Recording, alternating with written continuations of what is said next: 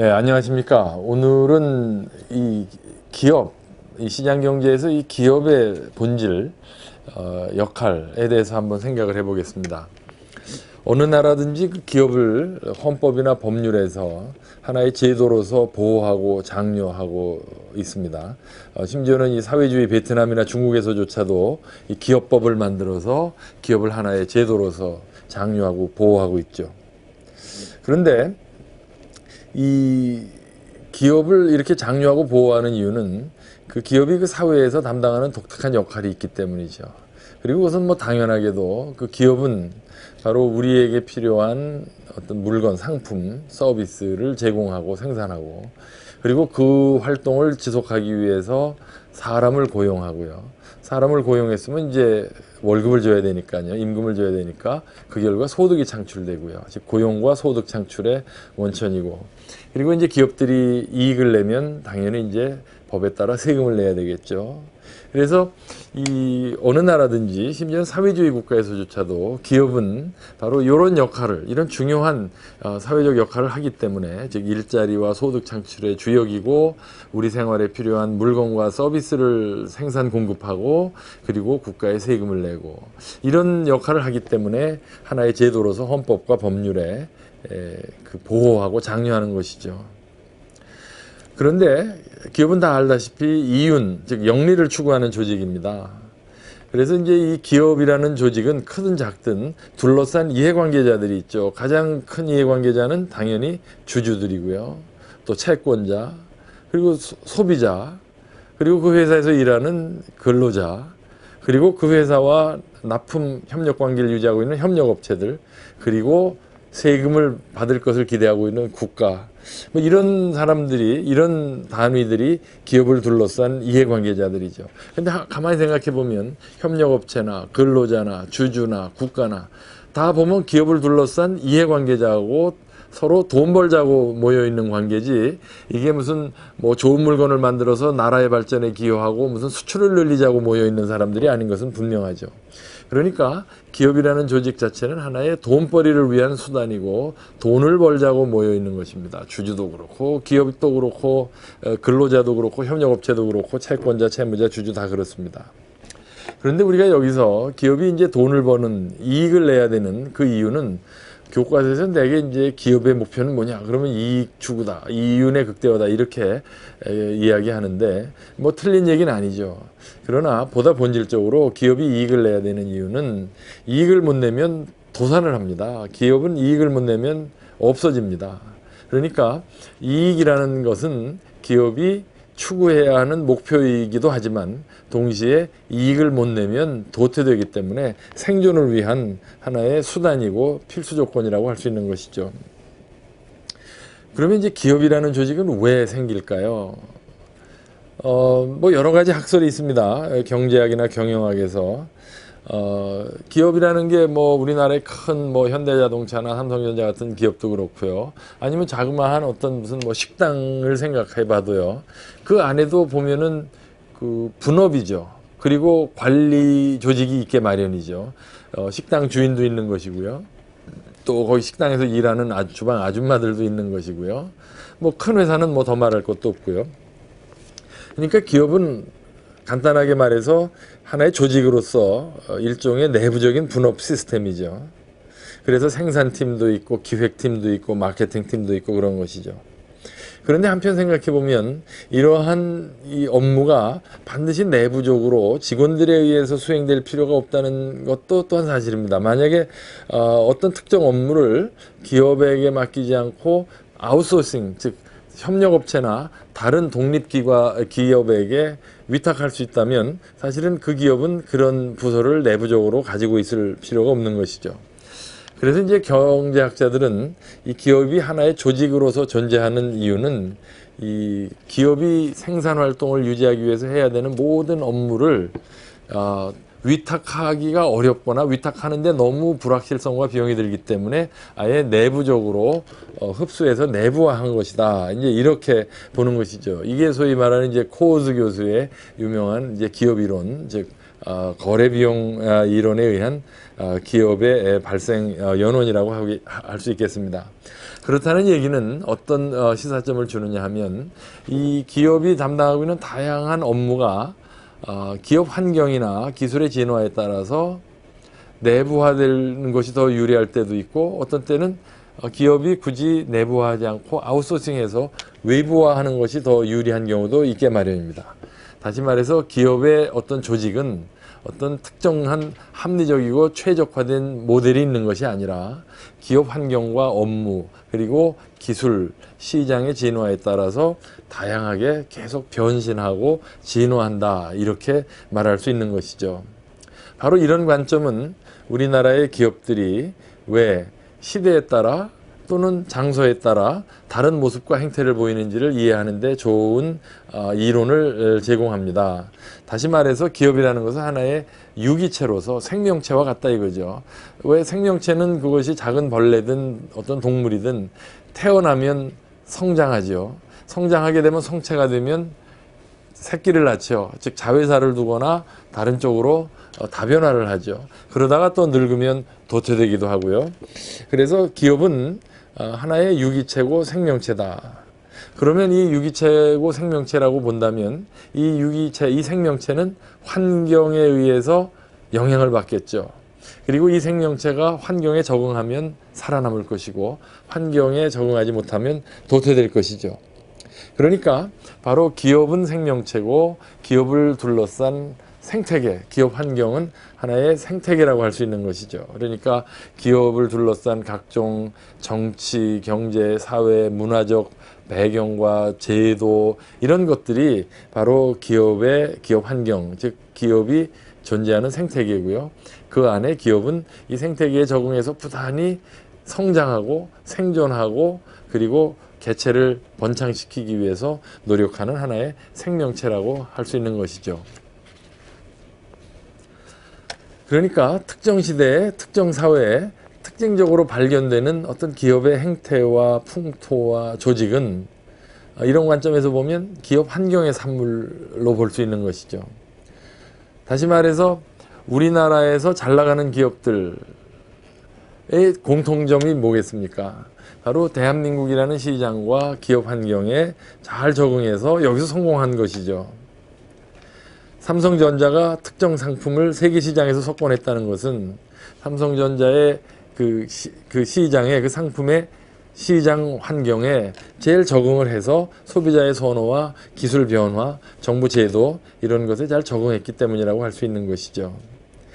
짐작하시겠지만 이것은 바로 찰스 다윈의 진화론과 똑같은 논리인 것입니다. 즉 적자 생존이고 살아남는 자는 환경에 적응한 자들이다. 그러니까 혼탁한 기업 환경은 혼탁한 기업 문화를 초래할 것이고요. 경쟁적인 기업 환경은 경쟁력 있는 기업들을 만들어내겠죠.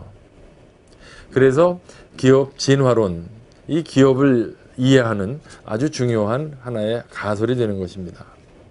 요약하자면 기업의 본질은 기업은 살아남기 위해서 지속적으로 효율과 합리를 추구하면서 진화하는 유기체다. 그리고 이 변화와 진화에 실패한 기업들은 공룡이 그랬듯이 도태될 것이고 바로 이 게임에 성공한 기업은 그 시대의 승자로 남게 될 것이다. 이것을 기업 진화론이라고 하는데 이 이론은 지난 20년 동안 우리나라 기업의 생태계 변화와 우리 기업들의 진화 과정을 설명하는 데 아주 유용한 가설이라고 할 수 있겠습니다. 우리나라의 기업 생태계가 큰 격변을 겪게 된 계기는 1997년의 외환위기였습니다.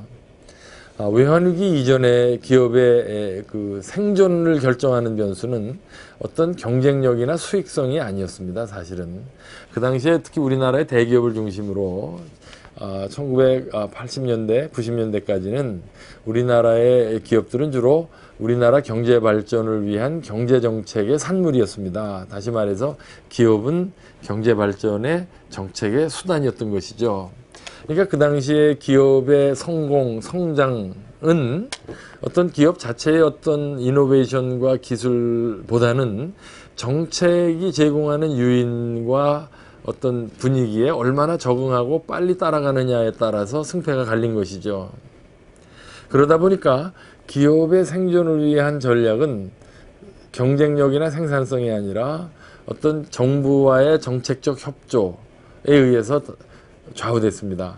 그리고 특히 정부가 금융을 그 지배하면서 소위 관치금융이라고 해서 정부가 이 금융을 통해서 기업들의 생사여탈권을 장악하게 되는 상황 하에서는 기업은 이윤 추구보다는 어떻게 보면은 생존 보장을 위해서 정부와의 어떤 협력 관계라든가 아니면은 오히려 역설적으로 은행 융자를 많이 받음으로써 은행이 함부로 우리 기업을 이렇게 부도내거나 억압하지 못하도록 하는 일종의 인질 작전이 우리나라의 기업 문화를 형성했다고 할 수도 있겠습니다. 그 결과가 이제 소위 말하는 뭐 정경유착이라든지 또는 차입 경영이라든지 또는 다변화라든지 이러한 어떻게 보면 그렇게 바람직하지 않은 기업 문화가 형성되는 시대적 배경이라고 할 수 있겠습니다.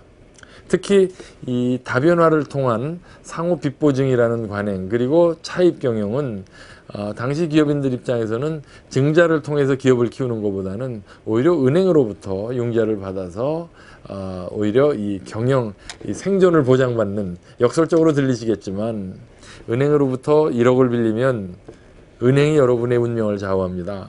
그렇지만 은행으로부터 1,000억을 빌리면 그 기업이 은행의 운명을 좌우하는 경우도 생기는 것이죠. 그러니까 우리나라의 이제 대기업 집단이 바로 이제 그러한 일종의 생존 전략, 어떻게 보면 환경의 산물이고요. 생존 전략을 폈던 것이고 특히 그 과정에서 상호 빚보증을 통해서 계열사 하나를 도태시키면 다른 계열사들도 같이 도태될 가능성을 만들어 놓음으로써 오히려 이 대마불사라는 이러한 덩치 키워서 나를 도태시키지 못하게 하는 이러한 어떻게 보면 다소 정상적이지 않은 기업 문화가 형성된 것이죠. 그러니까 지금의 관점에서 보면 상당히 의아한 정상적이지 않은 기업 문화였지만 그 당시에 기업이 처한 환경으로 볼 때는 이익 추구나 생산성이나 경쟁력보다는 오히려 그런 것이 기업의 생존을 보장하는 더 효과적인 전략이었으니까 그러한 일그러진 문화가 형성된 것이죠. 근데 이러한 일그러진 문화가 언제 결정적인 이제 폭격을 당하게 되느냐? 바로 외환위기입니다. 1997년의 외환위기는 그 이전까지 관치금융과 정부의 경제발전 전략에 순응해서 성장해오던 우리나라의 기업들, 특히 대기업들에게는 엄청난 충격이었습니다. 외환위기 이후 1, 2년 사이에 대우그룹을 포함해서 우리나라의 30대 대기업 집단 중에 16개가 없어집니다. 특히 세계 7위의 그 규모를 갖고 있던 기아 자동차 그룹은 1997년에 부도 위기에 몰리면서 결국 해체가 되고 말죠. 그때 이제 그 당시에 기아 자동차의 마지막 모습은 우리나라의 기업 문화의 변화에 아주 큰 그 시사점을 던져줍니다. 그러니까 그 당시에 정권 교체기에 김대중, 이회창 두 양대 후보가 이 기업을 살리겠다, 국민기업으로 살리겠다고 공약했음에도 불구하고 결국 김대중 당선자가 IMF의 그 권유에 따라서 기아 자동차를 국유 기업이나 공적 자금을 투입해서 살려내지 못하는 이 모습을 보면서 그 당시에 비슷한 규모의 다른 대기업들은 상당히 놀랐을 겁니다. 대통령도 이제는 기업을 살릴 수가 없구나. 그렇다면 이제 우리나라의 기업들은 어떤 정부나 아니면은 은행의 지원으로 생존을 보장받는 것이 아니라 이제는 대통령도 살릴 수 없다는 것이 현실이라면 자기 능력으로 살아야 되겠다는 생각을 학습 효과를 얻게 된 것이죠. 그래서 외환위기 이후에 우리나라의 기업들은 대기업이든 중견기업이든 이제는 어떤 차입 경영이나 아니면 정부의 어떤 비호에 의한 성장이나 수익성보다는 이제 자기 경쟁력과 자기 생산성과 기술 혁신으로 시장의 신뢰, 소비자의 선택, 그리고 투자자의 신뢰, 그래서 투명 경영을 해야 되는 이러한 필요성을 피부로 느끼게 된 것입니다. 외환위기 이전에도 많은 전문가들은 기업들에게 투자자 신뢰를 얻기 위해서 투명 경영을 해라. 고객 가치를 창출함으로써 소비자의 신뢰를 얻어서 시장 수요를 올려라. 이런 자문을 받았지만 그 당시에 우리나라의 기업 문화는 그것이 정답은 아니었습니다. 그 그러나 외환위기 이후에 전개된 우리나라의 경제 시장의 변화는 바로 우리 기업들이 원튼 원치 않든 투자자 신뢰, 투명 경영, 그리고 소비자 신뢰, 그리고 고객 만족을 추구하지 않고는 이젠 기업이 살아남을 수 없다는 것을 아주 뼈저리게 느꼈을 것입니다. 그래서 이후에 우리나라의 기업들이, 특히 대기업들은 차입 경영을 자제하고 현금 중심의, 안정 중심의 재무 구조를 개편하고, 그리고 투명 경영, 지배 구조를 개선하고, 그리고 고객 중심의 경영 체제로 전환하게 된 것이 바로 우리가 기업이 진화하는 과정에서 이 진화론의 한 사례로 생각할 수 있을 것 같습니다. 특히 이 과정에서 이 시대의 변화에 따라가지 못한 우리나라의 일부 기업들은 그 과정에서 도태되거나 다른 대기업들에게 흡수합병되는 운명을 맞게 됐습니다. 그런데 이러한 변화가 다시 한번 2008년 이후에 나타나고 있습니다. 아시다시피 2008년에 월가 미국발 금융위기가 전 세계를 강타하면서 금융 대기업에 대한 어떤 반감, 또는 시장 경제에 대한 어떤 불안감, 저항, 이런 것들이 세계적으로 확산되면서 이제 기업에 대한 관점이 또한 바뀌고 있습니다. 바로 이 기업 환경의 변화가 나타난 것이죠. 이런 변화에 적극적으로 대응한 기업들, 즉 이제는 기업도 국적이 있고 그 기업이 속한 공동체의 하나의 기업 시민으로서의 의응분의 사회적 책임을 해야 된다라는 요구가 우리나라는 물론이고요, 선진국 중심으로 확산이 되고 있는 것은 우리 다 아는 바입니다. 이것도 굉장히 중요한 기업 환경의 변화입니다. 이 변화에 적응하고 선제적으로 대응하는 기업들은 앞으로 향후 승자가 될 것이지만, 이런 변화에 적응하지 못하고 깨닫지 못하는 기업들은 또 한 번의 기업 환경 변화에서 낙오가 될 것입니다. 그래서 요즘 이제 많은 기업들은 이제 투명 경영, 고객 만족을 넘어서서 이제는 존경받는 기업, 그리고 기업의 사회적 책임에 관심을 갖게 된 배경이 여기 있는 것이죠. 그래서 이러한 환경에 적응하는 기업들, 특히 요즘 우리나라의 기업들이 해외 시장에 나가서 이 세계 시장에서의 또 사회적 책임도 굉장히 강조되고 있습니다. 예를 들면 공정무역이라고 해서 개독으로부터 원자재를 수입할 때, 특히 커피라든가 농산물을 수입할 때 후려치기를 한다든가, 그래서 싸게 수입을 해서 싼 값의 물건을 만들었다고 해서 소비자들이 좋아하지 않는다. 또 방글라데시의 미성년자를 강제노동으로 나이키 신발 바닥을 붙여서 나이키가 값이 좀 싸다고 해서 소비자들은 그것을 고마워하지 않는다. 이러한 소비자들의 선호, 소위 윤리적 소비자들의 태도는 우리나라의 기업들에게도 상당히 시사하는 바가 많습니다.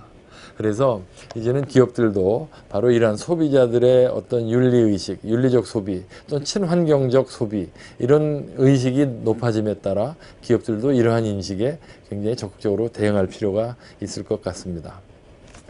그래서 사실 우리나라의 그 10대 기업들의 이름들을 한번 보면은요, 1960년대에 우리나라의 상위 10대 기업들하고요, 지금 90년대 그리고 2000년대 10대 기업들의 이름들을 보면 상당히 재밌는 현상을 볼 수가 있습니다.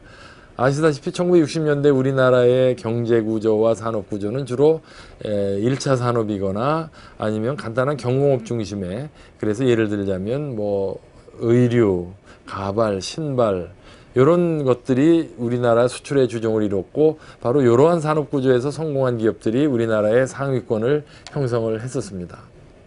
그런데 뭐 그때도 삼성이나 나키, 지금의 LG죠, 아니면 이런 현대, 이런 기업들이 있었습니다. 그땐 그 기업들도 다 어떤 중견기업이었고 1, 2차 산업의 주력 산업을 갖고 있었습니다. 그러던 것이 80년대 중화학 공업의 육성과 발맞춰서 업그레이드가 된 기업들은 7, 80년대에 성장의 계기를 마련했고, 그 산업 변화에 올라타지 못한 기업들은 도태됐습니다. 그리고 또 2000년대 들어와서 우리나라의 산업이 첨단 산업화되면서 고부가 가치화하면서 또 한 번의 변신, 구조조정을 겪은 기업들은 다시 또 우리나라의 선도 인류 기업으로, 대기업으로 약진할 수 있었지만, 그 과정에서 그 흐름을 타지 못한 기업들은 도태된 것이죠. 그래서 지난 40년 동안에 우리나라 10대 기업들의 이렇게 순위를 보면 눈에 보이는 것이 우리나라의 산업 구조의 변화와 함께 흘러왔음을 알 수 있습니다.